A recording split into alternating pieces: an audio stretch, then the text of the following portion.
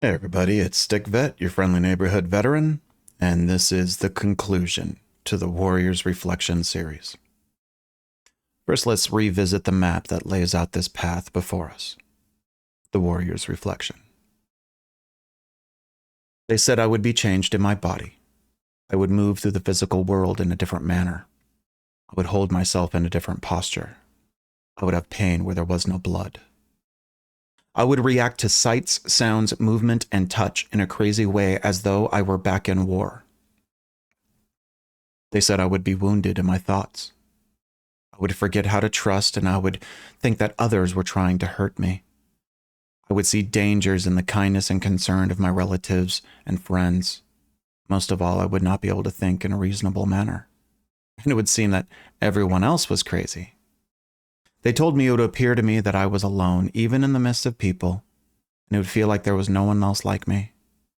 They warned me it would be as though my emotions were locked up, and I would be cold in my heart and not remember the ways of caring for others. While I might give meat and blankets to elders or food to the children, I would not be able to feel the goodness of these actions. That I would do these things out of a habit and not from a place of caring. They predicted that I might do harm to others without plan or intention. They knew my spirit would be wounded. They said I would be lonely and I would find no comfort in family, friends, elders, or spirits. I would be cut off from both beauty and pain. My dreams would be dark and frightening. My days would be filled with searching and not finding. And I would not be able to find connections between myself and the rest of creation as I would look forward to an early death. And in all these things, I would need cleansing. Again, this comes from the oral tradition of the Nez Perce Native Americans. I would need cleansing in all these things. I'm one of those vets who lived in the mountains and did my healing with Native American guides and Buddhist monks. I did all kinds of hippy-dippy baloney. Silent retreats and sweat lodges and vision quests, energy work. My counselor was a Catholic priest and my guru was a Taoist hermit. The path I took was all over the place, and it's not for others to follow because I know my way of healing is not appropriate or available to everyone. Which is not why I didn't really go into those details of my path. The differences do not matter. It's the similarities that are important. Because a sweat lodge is almost the same as a sensory deprivation tank, mixed with a cold plunge or hot sauna combo. I'd compare the medicine of peyote similar to ibogaine, ketamine, and ayahuasca, of which ketamine is kind of barely available through the VA. Any quiet park bench is a good place to sit and ponder or do meditation. You don't need to be in the middle of a national forest.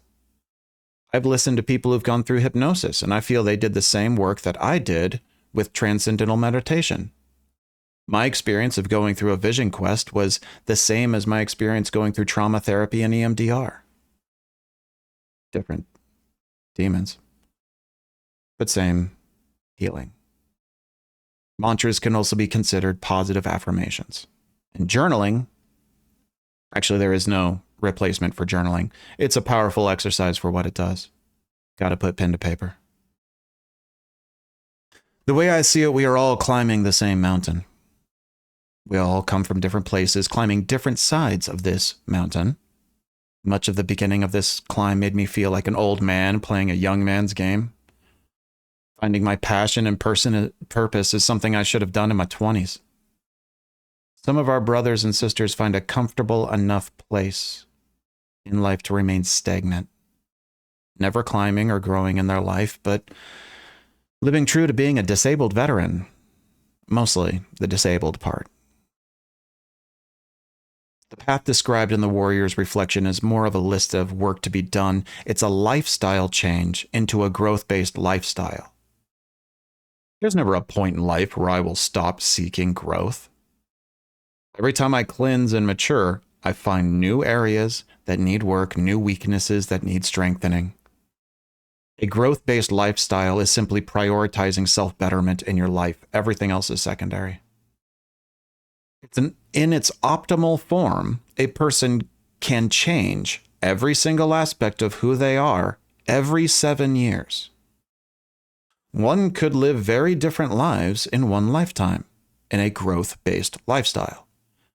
Living your healthiest self for a time and then living your most successful or passionate life. You've already lived the warrior life. And perhaps now you've already lived a stagnant civilian life that lacked the mission, camaraderie, and tenacity that you valued so much in the warrior life. You can always change again, or suffer the consequences of continuing to live the same as you have been. My adventurous life, I was very happy-go-lucky. In my dangerous, thrill-seeking life, I was reckless and anti-authority. And in my self-discovery life, I went full hippie, all open and loving and very naive. And this year, I find myself coming into a new life. This YouTube series has been a big part of that. This is the beginning of something big in my life that will take me places I've never even dreamed. I'm rolling with it.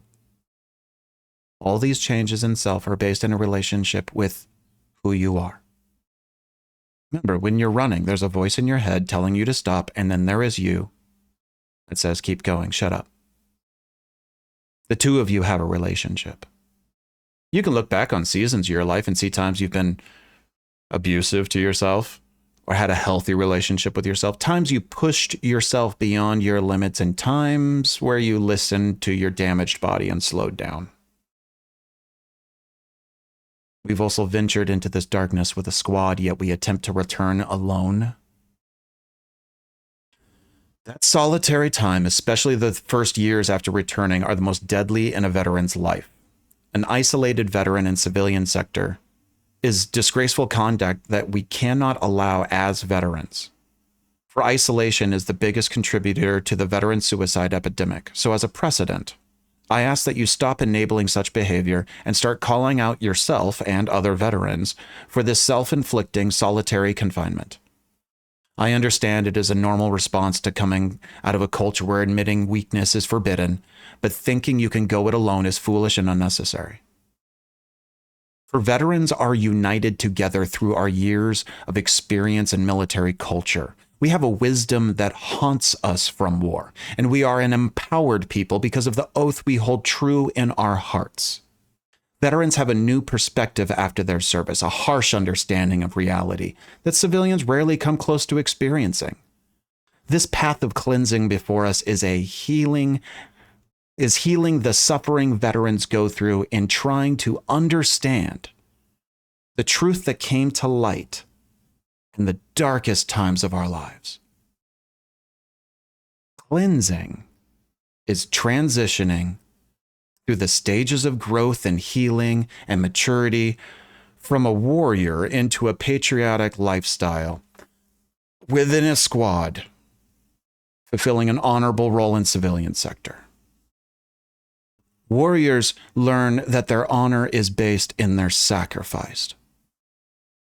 And veterans learn that sacrifice is about letting go in order to do the next right thing.